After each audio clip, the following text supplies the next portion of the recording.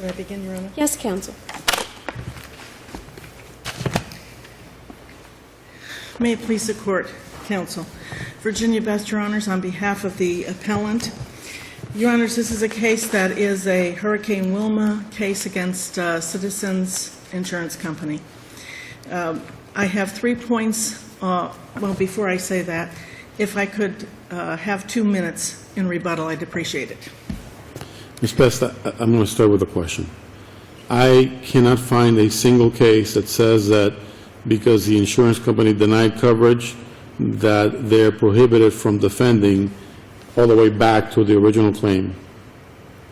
I'm not saying they are not entitled to defend, Your Honor. What I'm saying is they can't hold me to policy terms and conditions of a policy that they denied existed on the date of the loss, that they denied, that they did not issue or provide to the insured.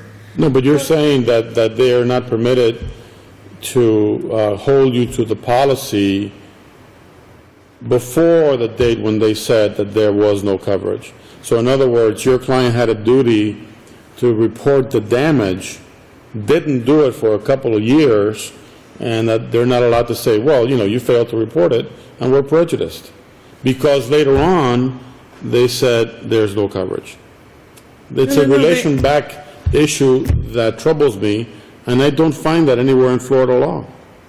Well, I think that the case that one of the cases that immediately comes to mind, Your Honor, is the Lugassi 3rd District Court case, the Weidner case, Those cases did not hold that.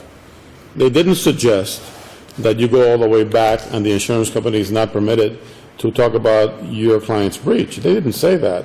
They say that after the insurance company denies coverage, it's fruitless to then say, well, your client breached later on, or your client was supposed to do something after the denial of coverage that they didn't do.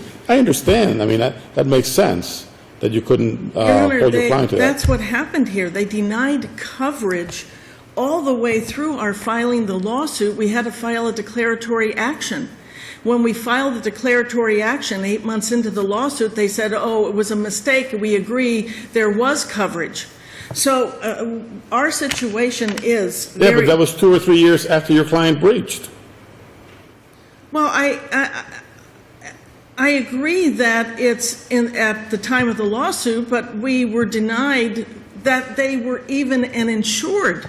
Right. Well, I view this more as the argument, because I read your closing I read the closing arguments, I read the jury instructions, read all that, I have it here with me.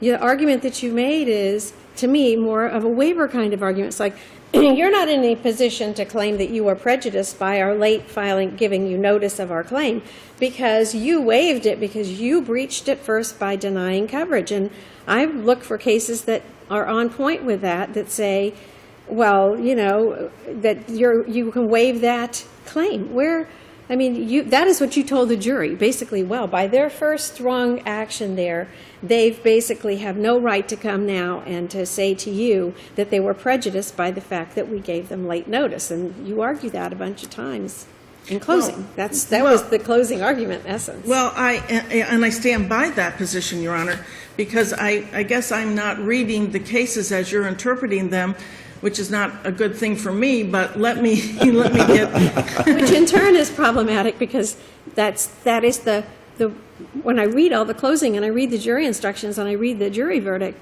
it all had to do with mixing those concepts up.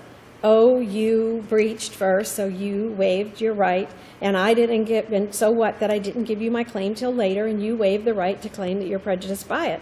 And I'm looking at the jury instructions and the verdict form, and it looks like it all sort of falls into place with that argument that you made in closing. But, Your Honor, that's exactly what they did, though. If you can't be held to comply with a policy that you don't actually have, terms and conditions of a policy that require you to do certain things, but it wasn't issued to you. It wasn't provided to you. You weren't given it until April of 2006. And now you have an insurance company come along, and they went ahead and they inspected the property, and they did not deny this claim for late notice. Let me just, I think, my understanding is, of the facts of this, is we have Hurricane Wilma 2005, correct? We do. Then we have in May 2007, I believe, your client notifies Citizens of the loss.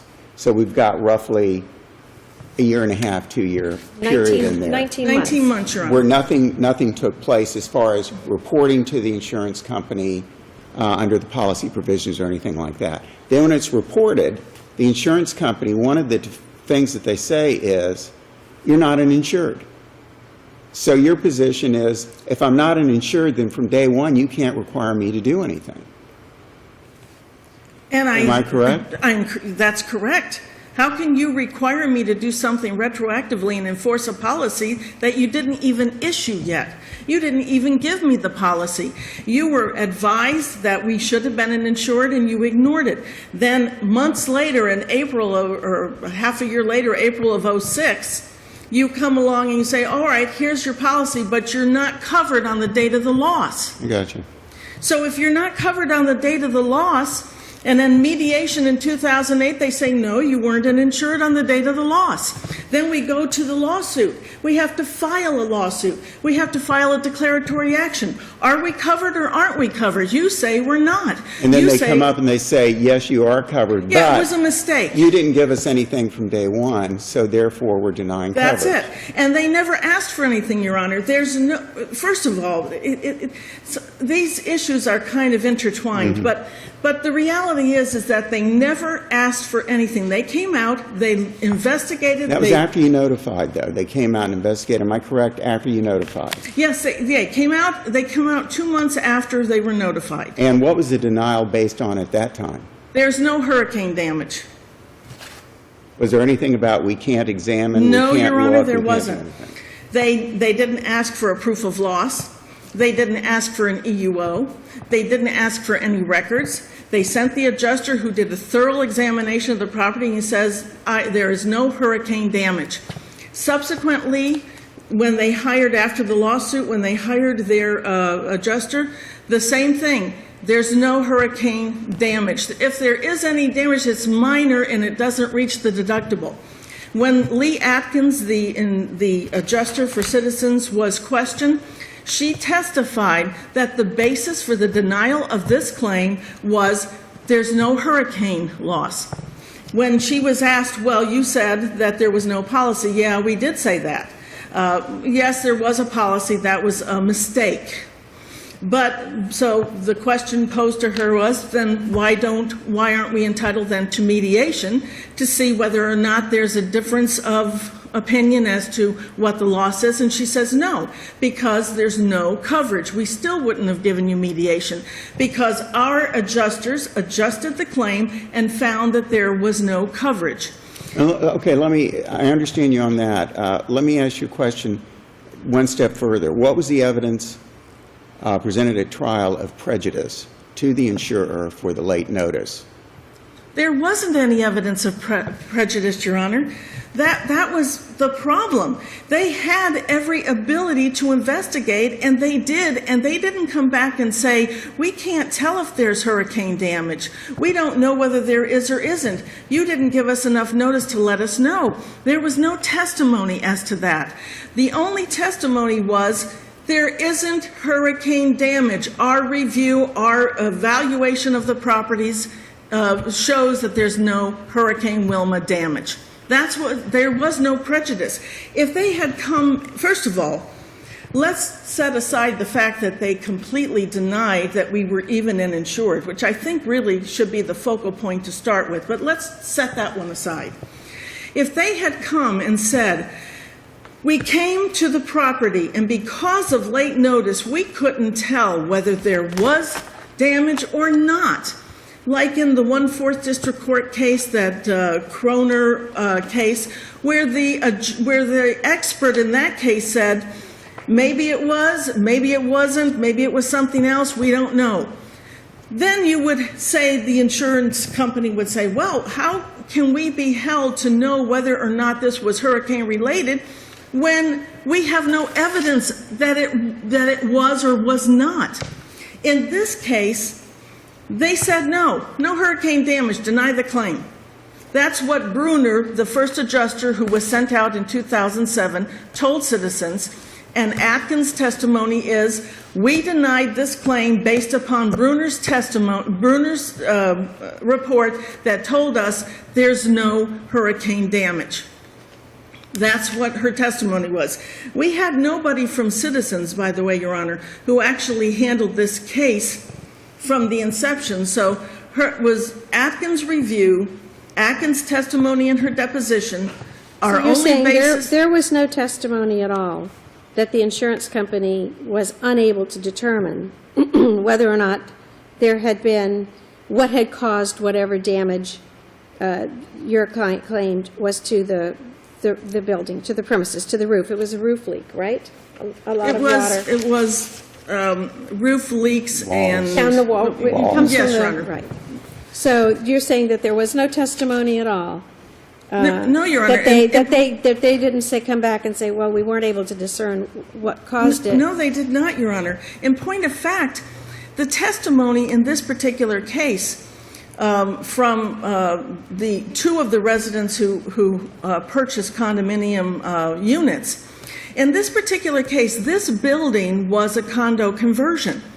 In this particular case, the initial insured was the developer. This property was finished and completed and signed off by the city right before Hurricane Wilma. And we had one person taking possession of a unit, well, actually both of them, in the beginning of October, right before Hurricane Wilma hit. So there was testimony that nothing happened to this property as a result of any prior storm. There was no testimony. In point of fact, the trial judge made a comment about it. You don't have any evidence of any damage by any other source. She said that to the Council for Citizens. This property was in pristine condition when it was taken over by the unit owners. That testimony is undisputed. So we have... But the insurer's claim is because of the delay, the 19-month delay in getting, in a claim being filed, we were not able to, we were prejudiced in being able to determine whether that was a fact or not. In other words, the insurance company doesn't have to take the owner's word for it. They need to be able to send somebody else out. I beg to differ. That wasn't testimony by anybody. That was their claim. That was their claim. But they never had any testimony to that effect. And the adjuster... Well, the issue is, the real issue is the legal one, because of the legal posture of the case, which was that the jury found that there was a damage caused by the hurricane. Yes, but they it were did. also asked to determine whether the delay in giving the claim, which was something you argued a lot in your closing, caused prejudice, and whether that you said they waived that, but that was the legal claim that they made, caused prejudice to them, and the jury found yes. Well, that gets us into that jury instruction issue that we have, Your Honor, which, frankly, if you take a look at the jury instructions and the jury, when we were trying to formulate the jury instructions and so forth, what we had said was if the jury has to be given a question on whether or not, under the facts of this case, which are rather unique because there was a denial of coverage all the way through the lawsuit. We don't have them at the time that they came out and looked at the property. They didn't say, oh, there's coverage, there's a policy in force and effect, but there's no coverage because the property isn't Hurricane Wilma damaged. They didn't say that. They said there's no damage caused by Hurricane Wilma, and then they reserved saying there's still no policy in force and effect.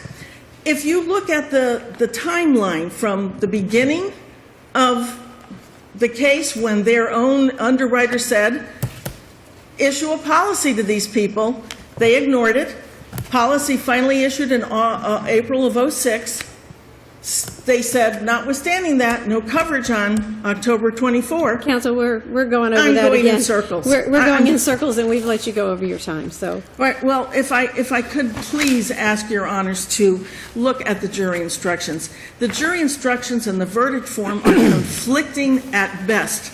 And there is no corresponding, the court expelled. Counsel, do you want some time for rebuttal? Thank you, Your Honor. Have the you, injury counsel. instructions right in front of you. Good morning, Your Honors. Justin Parafenzik. Well, what about that? Counsel says there is absolutely no testimony at all that Citizens was in any manner prejudiced. All the testimony was the building was in great shape before the storm. The people who bought it say that it was damaged after the storm. And just this 19-month delay, even if it was late notice, they overcame any prejudice that flowed from that late notice because there's no testimony that there was any prejudice. And what do you say about that? Well, first, Your Honor, that's an attempt to retry this case in front of the appellate court, arguments that were made in front of the jury that were found uneventful by them. But pointing directly to evidence, you can look at the testimony of the adjusters and the What citizens. was the testimony, counsel? Well, the testimony was that the 19-month delay caused them to not be able to properly evaluate the condo in its proper condition without the 19 months. So we were unaware of what changes may or may not have occurred, repairs may or may not have occurred. Was that raised in the first denial of coverage? That these two adjusters, or one adjuster went out there, said it's not Hurricane Wilma. Did anybody send a letter to anybody or say to anybody, look, this is what we see, it's not Hurricane Wilma, but you know what, you waited too long, we just can't tell. No, there's no letter in the record that says that. Did anybody testify that at the time they went out there, they said that? No. So it was after suit was filed that it was, we couldn't tell the extent of hurricane damage at that time because it was late notice. That's correct, Your Honor. That's a correct statement. Now, of let me facts. ask you another question. Can you point me to a case that says that you are allowed to deny coverage on a certain ground, and then once suit is filed, pick other grounds to deny coverage that you didn't deny it on in the first place? Now, I understand that if there's discovery and you come across something in discovery, I'm talking about where you have a situation like this, where your expert goes out, says, nope, not hurricane loss, we're denying coverage because it's not hurricane loss. And you stand behind that. And then after suit is filed, you say, oh, by the way, it's this, that, and this. Can you point me to any case that allows you to do that? I can't point you to any case, just like the appellant can't point you to any case that says that I can't do that. I don't think there's any controlling law on our duty or our ability to present additional defenses. It would be my position that, of course, we can. I would agree with you from the standpoint that if additional defenses come up during the discovery, of course you should be allowed to present those. But where an adjuster or an expert goes out there, when a claim is made admittedly late, and goes out and looks around and says, there's no hurricane damage loss, and that's your total basis for denial. And then I'll even put aside denying that they're not insured coverage. That's your total basis for denial. And then a little later on, he comes up and he says, oh, well, you know what? I really couldn't tell because of the late notice. We didn't know everything they did. Nowhere is that in the record prior to suit being filed. Am I correct? That's correct, Your Honor. So then how were you prejudiced by the late notice?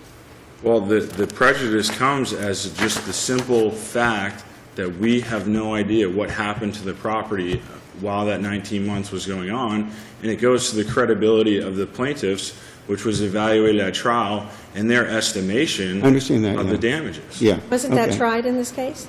Yeah. Wasn't that said in this case, and it was put in front of the jury? Yes, Your Honor. Was there prejudice? Was actually, there's Yes, a Your jury Honor. question right on point. Yes, Your And- Honor. And they did that, so Yes, that Your was Honor. all tried here. Yes, So Your now Honor. the real nub of this, for me, is, suppose there's a claim that the jury instructions, which I have been looking at, first of all, I'm assuming they were objected to. I don't remember that part of the transcript, I'll be honest with you. If I may, Your Honor, what happened was the plaintiff proposed the jury instruction, and then we proposed a supplement to it, to add to it, to make it fair Correct. to both sides. And the trial judge's direct quote was, I'm going to give the full instruction with both sides included because Bird Grove can't have his cake and eat it too. Was there an objection at that point to the instruction? I believe the objection was still relied on at that point by plaintiff's counsel. It was still objected to. But it's our position that, from a trial court's perspective and abuse of discretion standard, knowing the evidence in this case, the instruction is not confusing or baffling by any sense of the means. I've seen far more complicated instructions. It's very simple. Both sides get to have their arguments in the instruction, and that's what we were after. It's our position, Your Honors, from the very start that this was a fair trial. All of the other allegations of inflammatory remarks and such do not rise to the level of anything that the case law says is reversible error. The supplemental case law that was provided is completely in opposite to what we have here. I believe the Rifi Walmart case was provided. Throughout that case, there were objections to defense counsel's questions, and then defense counsel referenced the same questions in closing that were not allowed into evidence. So obviously that's reversible error. Then, of course, the most recent case, the Coral Towers case, that was decided on motion for summary judgment. Whether that was decided properly or not is an issue that I'm not going to get into, but it only went to summary judgment, and it was the fact that the jury was not allowed to hear whether or not there was prejudice or not. That was decided by the court on its own. So that's a different issue. So those cases don't affect what occurred here. What occurred here, Your Honors, I believe was, again, a very fair trial. The jury instructions speak for themselves. There's no case that says that we can't initially have a problem with the coverage aspect of a claim and then assert our defenses, which were allowed by law and by contract in our contract with our insured. And the claim was properly handled and investigated. So unless there's any questions, I'll yield my time. Thank you, Thank you, counsel. counsel. Ms. Beck? Thank you, Your Honor. Let me go right to that last comment very briefly. Pursuant to the contract with our insured, that's one of the keys, Your Honor, and I think I made it quite clear in terms of the timeline on the contract not existing at the time and not until after suit is filed. Let me go to the issue of, quickly, that he mentioned inflammatory remarks. I didn't get a chance to address that, but he brought it up, so I'm going to do so now. In this case, there was no issue of fraud whatsoever, and yet in the closing argument there was commentary by defense counsel that there was monkey business going on, attacks on the receiver that she was trying to formulate some kind of a claim to get the claim paid that didn't really exist, attacks on all of the people who represented the plaintiffs in this case, that there was some kind of collusion going on in this case. There was no fraud whatsoever and no monkey business. And then on top of that... Counsel, we've read the transcript and I've read a lot of the record.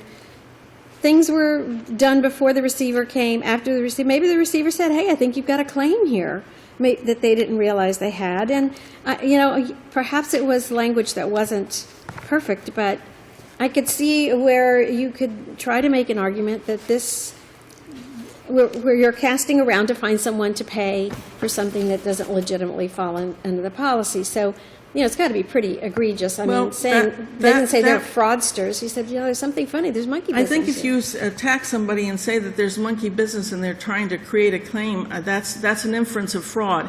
We had a motion in limine to that. The court granted it, and then that was permitted in the jury. Well, in your closing, you said, but so what? We're the insurance company.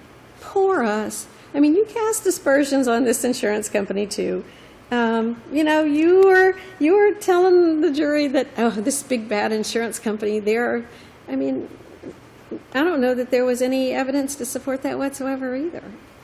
Well, I never attacked them, Your Honor, and said that they had perpetrated a fraud, but they said clearly of several of the witnesses that that's what happened. The last thing that I wanted to address, the jury instructions, there was the instruction that we requested was the instruction regarding the effective repudiation of coverage found to be improper was to waive any right to insist upon the insured's necessary, thus futile, compliance with various conditions to recover, including notice. The court added in, however, this does not apply in this case to the period of October 2005 to 2007. Which is correct. It did not leave, it etched out the actual, I mean, that was in the instruction. The jury was October 24, 2005 to May 16, 2007. We needed to have in the jury instruction, the verdict form, a comparable instruction to set it out separately. We wanted to, was there prejudice? If there's prejudice, did it affect the coverage? And then we needed to have the jury be able to determine, since the court said for only this little period of time, there was ample testimony that there was damages subsequent to that period that the court etched out. There was no ability for the jury to make a determination one way or another because the jury instruction precluded them from doing that. So what we're saying in the jury instructions is, since the court put in that language, etching out this little period from October 24 to May 16 in the verdict form and October to July in the jury instruction, it was a confusing, conflicting instruction, first of all, and there wasn't a concomitant, a correlating instruction in the verdict form itself for the jury to assess. There was testimony, and the trial court noted it, in this case, of ample evidence of damages subsequent to May 16, 2007. And if you're going to say then to the jury, well, we're taking out this doesn't apply to this little period, if it doesn't apply to that period, that didn't preclude it from applying subsequent thereto. And as the court noted, there was ample evidence of additional testimony saying there was damages that continued. So we're saying those three bases. They can't preclude us from, they can't hold us to terms they never gave us a policy for. The jury instructions are conflicting and didn't allow the jury to consider damages that came subsequent to that period the court etched out. But let me ask you a question on that, because I'm confused on your argument on that. And correct me if I'm wrong. If the jury is being asked to find whether or not basically there was late notice and whether or not there was prejudice, am I correct? They're being asked to find, well, it all was put into a single. Right, but isn't that what they're being asked to find? The question is. As to that period, Your Honor. As to that period. And isn't, if in fact the jury were to determine that yes, it was late and yes, there was prejudice, doesn't that end the lawsuit right there? No, Your Honor, that's the problem with this jury instruction. Why not? Explain it to me, because I saw it in your brief and I got confused on that. Explain it to me. Because the jury instruction is confusing, Your Honor. If the jury instruction etched out that said they have to, let me go back to I have to, since it wasn't actually in there, I have to look at the actual language of the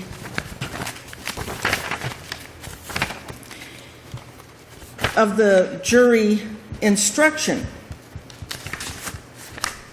And the jury instruction is talking about if the insured breaches a notice provision, prejudice to the insured will be, but maybe, no, that's the. No, it says where an insured denies coverage which actually exists, the insurer has breached a contract and therefore cannot be allowed to rely upon the contractual provisions. Correct. The effective repudiation of coverage found to be improper was to waive any right. That was one of the instructions. I'm That looking was at the the wrong instruction. one, too. I'm looking at the wrong one, too. But the other one, I'm just, so your argument is that even if it was not prompt and even if there was a finding of prejudice, you would still be entitled to damages. I'm saying that the period of prejudice that the court is asserting existed because of the mistake of Citizens in Right. claiming it didn't have a policy Right. in force and effect is that period of October 24 to May 16. That's the period that the court put into the jury instruction. Gotcha. Which we objected to. And so what we said to the judge is, well, the way this is worded allows the jury the opportunity to determine if there is damages that were covered by the policy outside of this little period you etched out and put in. Gotcha. And the judge acknowledged that there was ample evidence and testimony to that effect. So the jury wasn't given the opportunity in the jury instructions, which they should have been at a minimum, if you're going to include that period in there and disregard the issues of the policy itself. Got it. Thank Thank you. you. Thank you both very much. Thank you both. We are adjourned. All right.